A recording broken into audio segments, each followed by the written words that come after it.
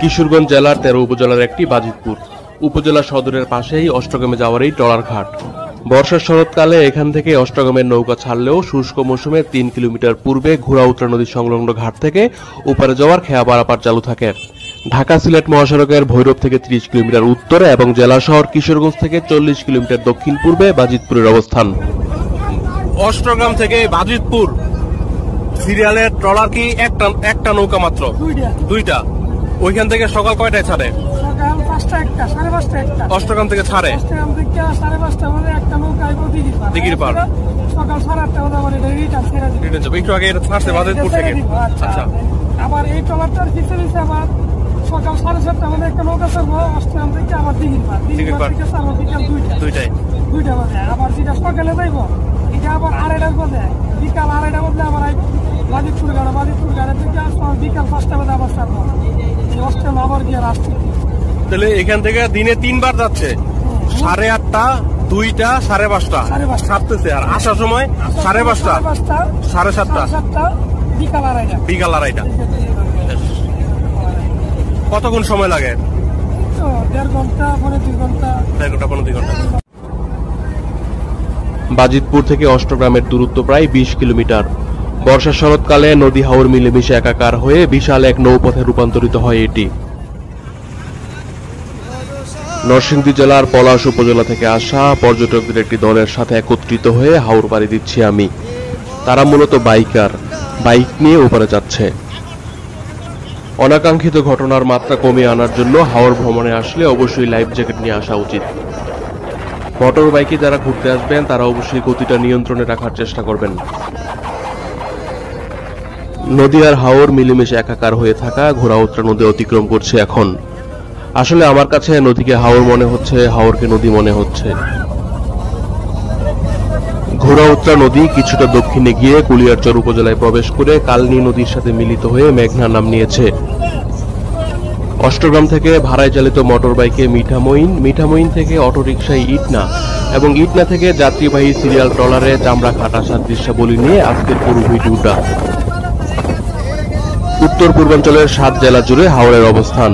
সিলেট, হবিগঞ্জ, মৌলভীবাজার, সুনামগঞ্জ, নেত্রকোনা, কিশোরগঞ্জ এবং ব্রাহ্মণবাড়িয়া নিয়ে বাংলাদেশের হাওর জনপদের অবস্থান। কিশোরগঞ্জ জেলার হাওরগুলোর অবস্থান জেলার পূর্ব অঞ্চলে। ইটনা, মিঠামইন, অষ্টগ্রাম হচ্ছে পরিপূর্ণভাবে হাওর বেষ্টিত উপজেলা। অন্যদিকে ভৈরব, কুলিয়ারচর, বাজিতপুর এবং করিমগঞ্জের কয়েকটি ইউনিয়নে হাওরের অবস্থান রয়েছে। বাজিতপুর উপজেলার হুমায়পুর ইউনিয়ন।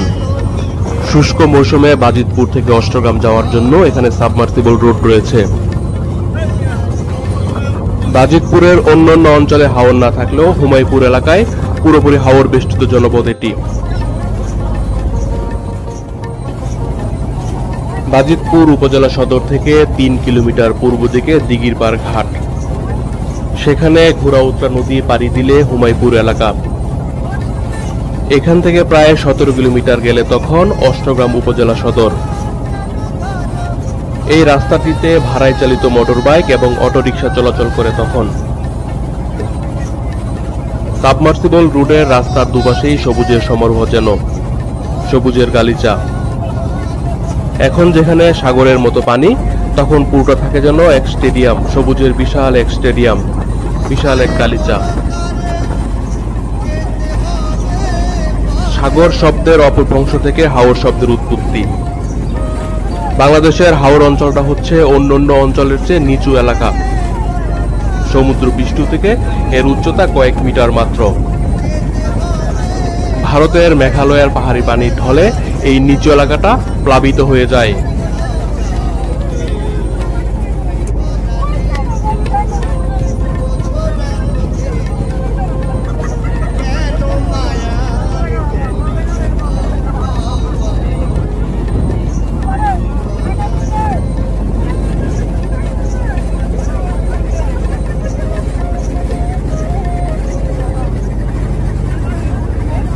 ভাটির রানী বলে ডাকা হয় অষ্টগ্রামকে। সারা বছর ব্যাপী নদীপথে কুলিয়ারচরের সাথে অষ্টগ্রামের লঞ্চ সার্ভিস চালু থাকে।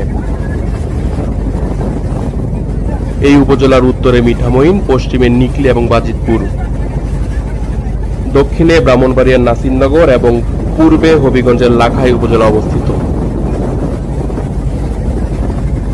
অষ্টগ্রামের দুটো জিনিস পুরো বাংলাদেশ বিখ্যাত: পনির এবং আশুরা উদযাপন। একটা কথা প্রচলিত আছে, কলকাতার দশরা এবং অষ্টগ্রামের আশুরা। সাম্প্রতিক সময়ে সামাজিক যোগাযোগ মাধ্যমে যে সড়কটি ভাইরাল হয়েছে সেটি ইটনা থেকে অষ্টগ্রাম পর্যন্ত অবস্থিত।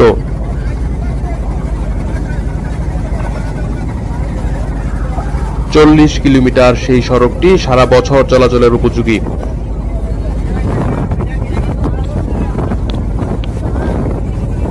অষ্টগ্রামের খুবই কাছাকাছি চলে এসেছি।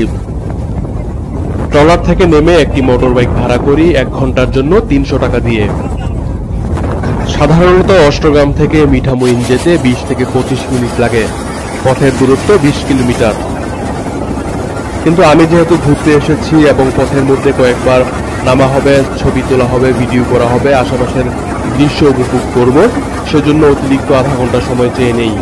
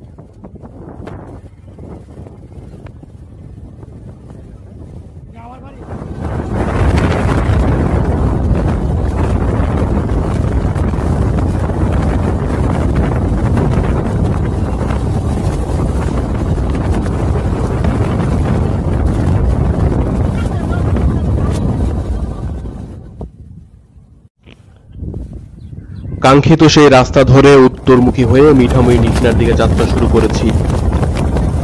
নাজিব মাহফুজ খানের ভ্রমণ গল্প নামে ফেসবুকের একটি পেজে বাংলাদেশের 64 জেলায় আমার ভ্রমণ অভিজ্ঞতার গল্প বলছি নিয়মিত। 2016 সালের ডিসেম্বরে প্রথমবার 64 জেলায় ভ্রমণ শেষ হয়েছিল আমার। বর্তমানে দেশের সব কয়টি উপজেলা ভ্রমণের চেষ্টায় আছি। গত বছর কিশোরগঞ্জের 13টি উপজেলা ভ্রমণ শেষ হয়েছিল নিকলিতে গিয়ে। এই নিয়ে তৃতীয়বার অষ্টগ্রামে আসা। 1303 সালে সিলেটে গিয়েছিলেন হযরত শাহজালাল। ওনার 8 জন সঙ্গে এসে অষ্টগ্রামে স্থায়ী বসবাস করেন এবং ধর্ম প্রচার শুরু করেন। সেই থেকে অষ্টগ্রাম কিংবা 8টি বড় বড় গ্রাম থেকে অষ্টগ্রাম নামের সৃষ্টি বলে ধারণা করা হয়। বর্তমান সময়েও অষ্টগ্রাম উপজেলায় 8টি ইউনিয়ন রয়েছে। কাস্তুল ইউনিয়ন এলাকা অতিক্রম করছি। এই প্রত্যন্ত অঞ্চলে 1578 সালে মুঘল বাহিনীর সাথে ইশাখার যুদ্ধ হয়েছিল। সেই যুদ্ধে সাময়িক সময়ের জন্য ইশাখার পরাজয় হলেও অন্য 2 জন জমিদারের পাল্টা আক্রমণে মুঘল বাহিনী বিপর্যস্ত হয়ে যায়। ইতিহাসে যা ব্যাটল অব কাস্তুল নামে পরিচিত। অষ্টগ্রাম থেকে 1 উপজেলা দক্ষিণে অর্থাৎ নাসিরনগরের দক্ষিণের সরাইল উপজেলাতে ইশাখার জন্ম এবং সেখানকার জমিদার ছিলেন তিনি। সুতরাং ভাটি অঞ্চলের মানুষ ইশাখা, ভাটি অঞ্চলটা নখদর্পণে ছিল পুরোপুরি। ভাটি শব্দের অর্থ নিম্নাঞ্চল। দিল্লির দরবারে মুঘল শাসকদের ইতিহাস লেখক আবুল ফজল তথা অন্যান্য লেখকরা বিভিন্ন সময়ে ভাটি শব্দটির ব্যবহার করেছেন। ইশাখা তথা 12 ভূঁইয়াদের অবস্থান চিহ্নিত করার জন্যই মূলত তারা ভাটি শব্দটি ব্যবহার করতেন। বড় পরিসরে বাংলার পূর্বাঞ্চলকে ভাটি বললেও ভাটির প্রাণকেন্দ্র হচ্ছে এই অংশটা। বাংলার মানচিত্র প্রথম প্রকাশিত হয় 1779 সালে। ইস্ট ইন্ডিয়া কোম্পানির প্রতিনিধি হিসেবে জেমস রেনেল পুরো বাংলা ভ্রমণ করে সেটি তৈরি করেন। সেই মানচিত্রে পাশের উপজেলা মিঠামইন এবং নিকলিন নামটি স্পষ্টভাবে আছে, যদিও ভৈরব এবং কিশোরগঞ্জ নামের অস্তিত্ব তখন ছিল না।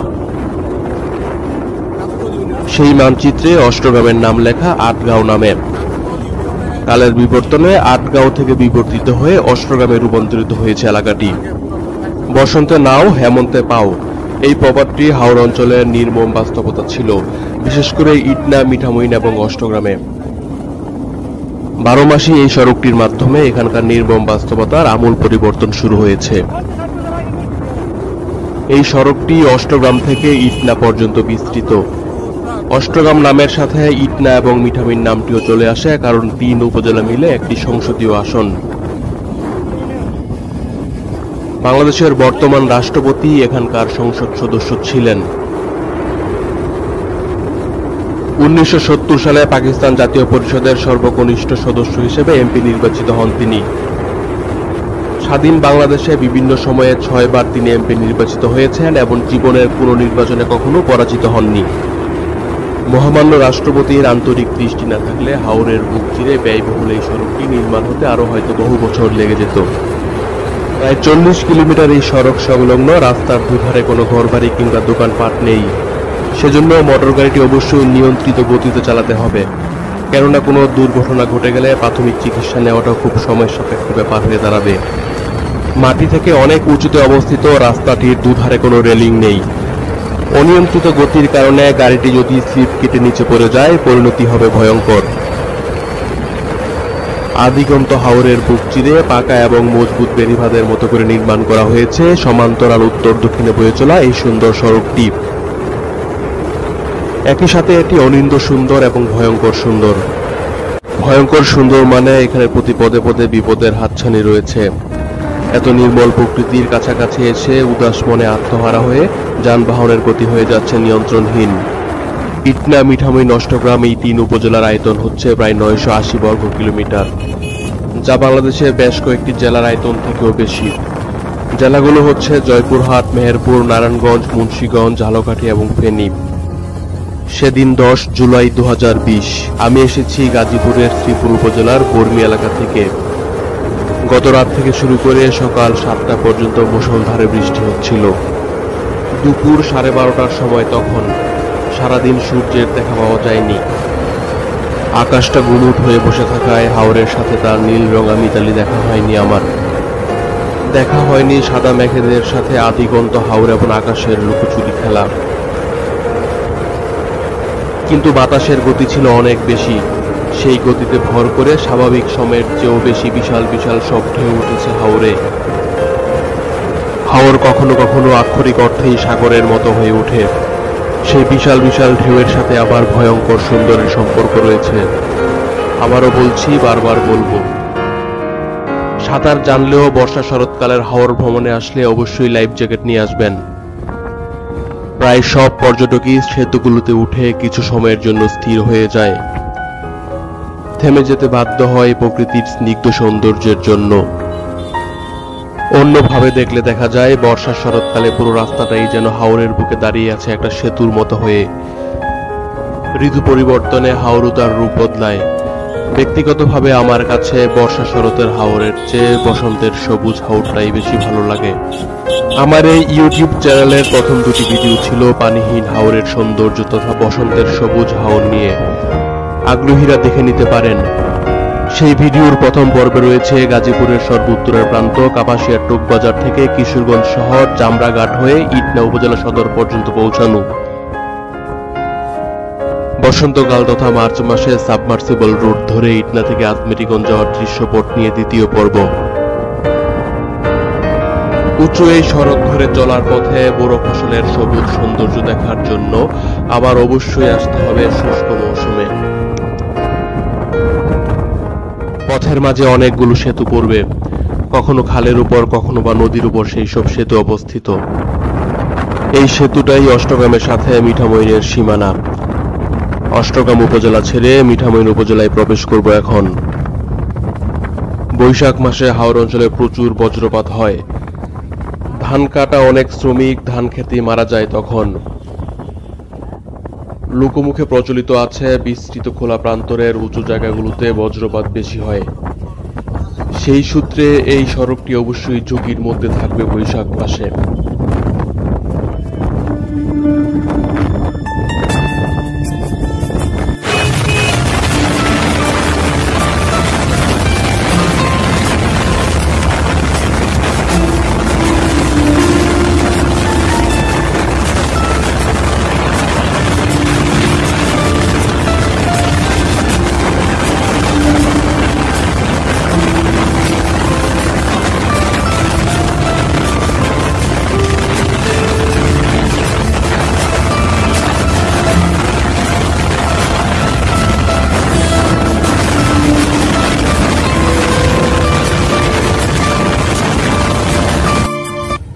পূর্ণিমা রাতে এখানে নিশ্চয়ই মোহনীয় ইন্দ্রজাল ছড়িয়ে পড়ে।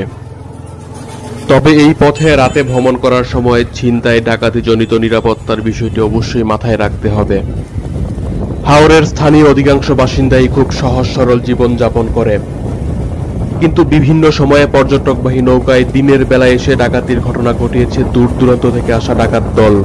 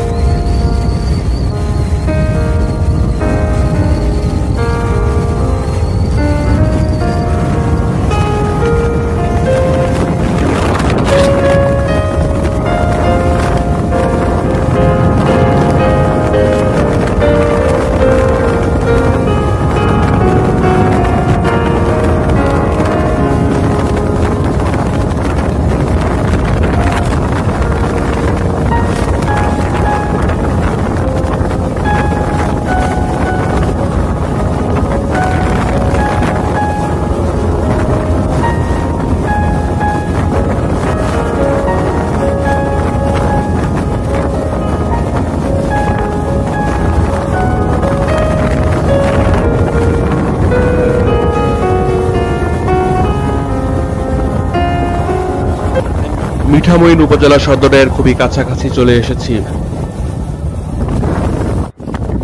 এখান থেকে রাস্তাটি দুই ভাগে বিভক্ত হয়েছে। সোজা উত্তরের রাস্তাটি চলে গিয়েছে ইটনা উপজেলা সদরের দিকে। বাম পাশের রাস্তা ধরে কয়েক কিলোমিটার গেলে মিঠামইন উপজেলা সদর অবস্থিত। এবার নিয়ে দ্বিতীয়বার মিঠামইনে আসা হলো আমার। মিঠামইন সদরেই বাংলাদেশের বর্তমান রাষ্ট্রপতির পৈতৃক ভিটা অবস্থিত। দুপুরের খাবার এবং জুম্মার নামাজের বিরতির জন্য মিঠামইন সদরে আবারও যাচ্ছি এখন।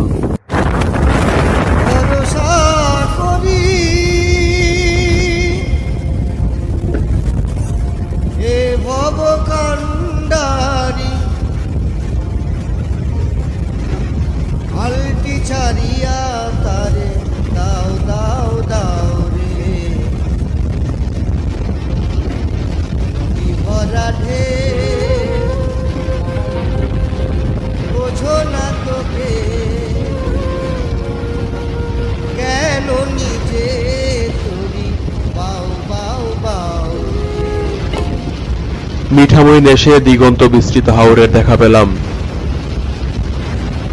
এমন দৃশ্যের জন্যই বোধহয় বলা হয় সাগর শব্দের পরিবর্তিত রূপ সাওর শব্দ থেকে হাওর শব্দের উৎপত্তি।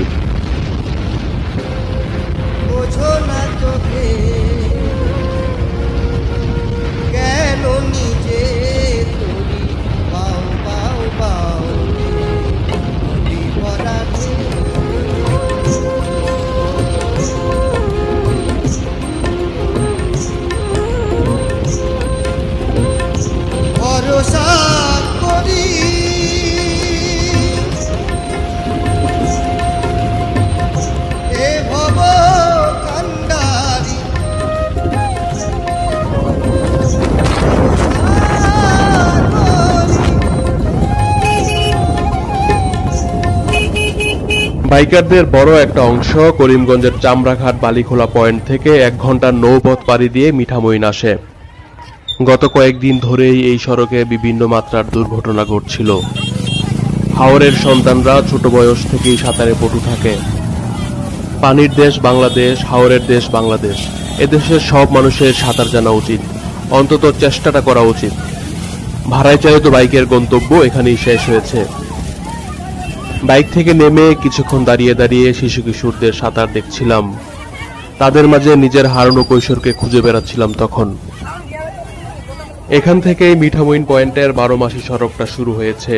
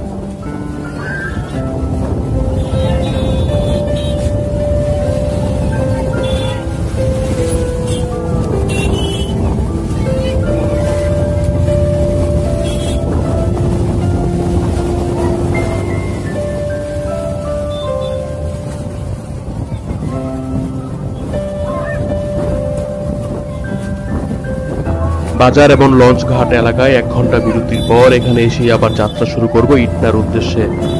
তখন যাব অটোরিকশা দিয়ে।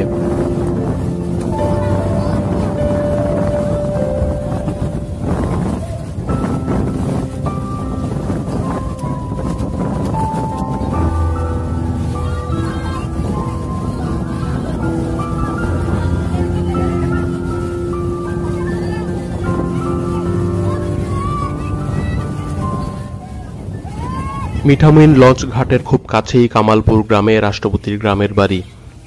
মিঠামইন এলাকাটি অষ্টগ্রাম এবং ইটনার মাঝামাঝিতে অবস্থিত। অষ্টগ্রাম থেকে উত্তর দিকে প্রায় 20 কিলোমিটার আসার পর মিঠামইন, মিঠামইন থেকে প্রায় 20 কিলোমিটার উত্তরে যাওয়ার পর ইটনা অবস্থিত। হাওর জনপদ হওয়া সত্ত্বেও নদী এবং হাওরের মাছের দাম কিন্তু কম নয়। বেশিরভাগ মাছ চলে যায় ঢাকা সহ সারা দেশে। সেই সব পাইকারদের সাথে কম্পিটিশন করেই এখানকার হোটেল মালিকদের মাছগুলো কিনতে হয়। মিঠামইন থানার ইতিহাস অষ্টগ্রাম এবং ইটনার মতো এত বেশি পুরনো নয়। বর্তমানে মিঠামইন উপজেলায় 7টি ইউনিয়ন রয়েছে। একসময় ইউনিয়নগুলো আশেপাশের বিভিন্ন থানার মধ্যে বিভক্ত ছিল প্রশাসনিকভাবে। মিঠামইন সদরের লোকজন পাশের উপজেলা করিমগঞ্জের চামড়াঘাটের মাধ্যমে জেলা শহর কিশোরগঞ্জ এবং ঢাকা সহ সারা দেশের সাথে যাতায়াত করে থাকে। এখানকার লঞ্চ ঘাট থেকে প্রতি 1 ঘন্টা পর পর ট্রলার ছেড়ে যায় চামড়াঘাটের উদ্দেশ্যে।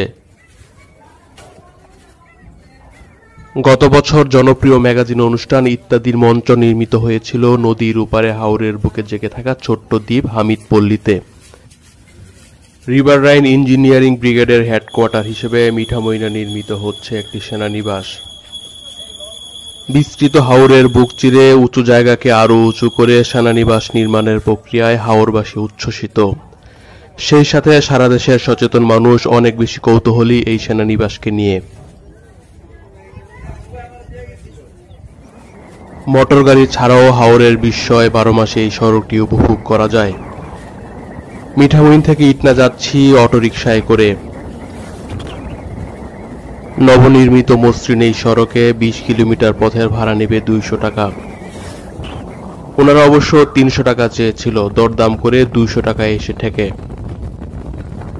সোলো ট্রাভেলার হিসেবে অটোরিকশাতে যাত্রী আমি একাই।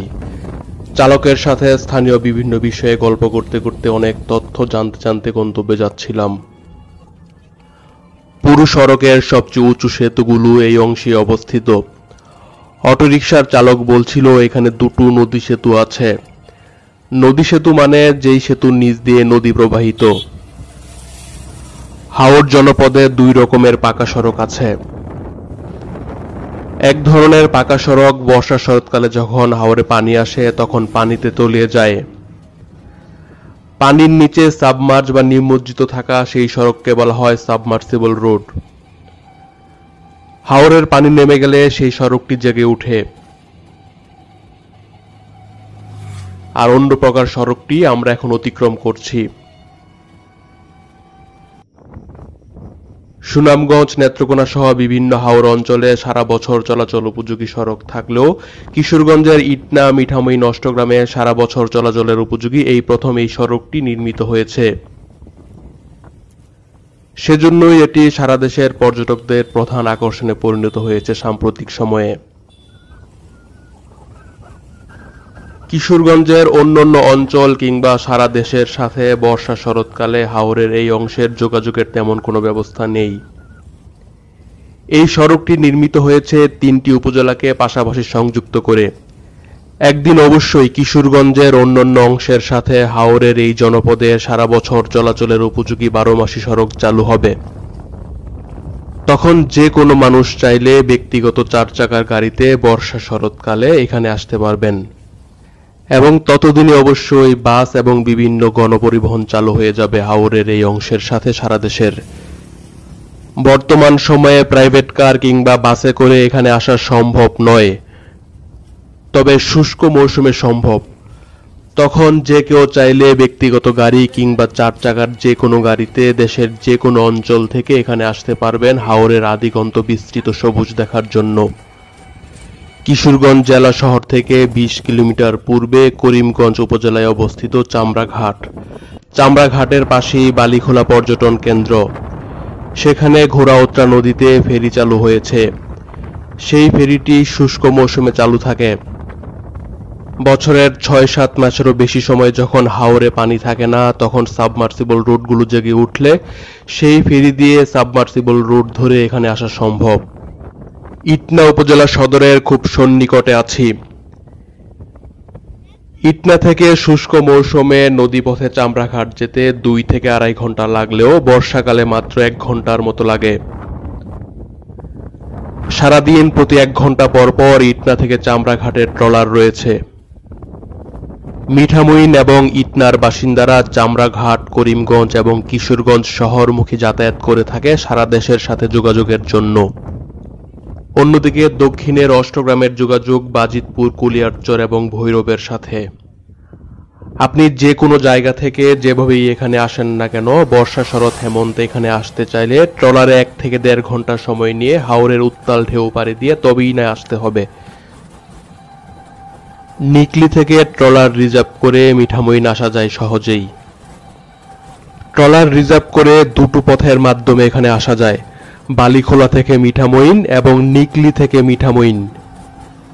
অন্যদিকে পাবলিক ট্রান্সপোর্ট কিংবা রিজার্ভ করা নৌযানে 4টি পথে এখানে আসা যায়। চামড়াঘাট থেকে ইটনা এবং মিঠামইন, কুলিয়ারচর থেকে অষ্টগ্রাম এবং বাজিতপুর থেকে অষ্টগ্রাম। 1 থেকে 1.5 ঘন্টার উত্তাল ঢেউ মোকাবেলা করার জন্য ঘাটের পাবলিক ট্রান্সপোর্টটি পছন্দ না হলে বড় কোনো নৌযান রিজার্ভ করবেন।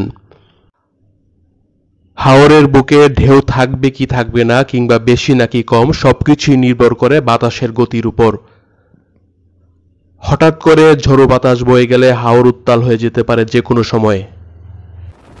আপনি স্থানীয় কিংবা অভ্যস্ত না হলে অবশ্যই লাইফ জ্যাকেট নিয়ে আসার চেষ্টা করবেন। 12 মাসি সড়কে মোটর গাড়ির গতি অবশ্যই নিয়ন্ত্রণে রাখতে হবে। পাবলিক ট্রলারে করে ইটনা থেকে চামড়াঘাট যাচ্ছি। নাজিব মাহফুজ খান নামে এই ইউটিউব চ্যানেলটিকে আপনারা আপন করে নিলে এবং আপনাদের সমর্থন পেলে অবশ্যই আরো ভালো ভালো ভিডিও বানাতে অনুপ্রাণিত হব। ফেসবুকের একটি পেজে বাংলাদেশের 64 জেলায় আমার ভ্রমণ অভিজ্ঞতার গল্প বলছি নিয়মিত। আগ্রহীদের জন্য কমেন্টে লিংক দেওয়া থাকলো।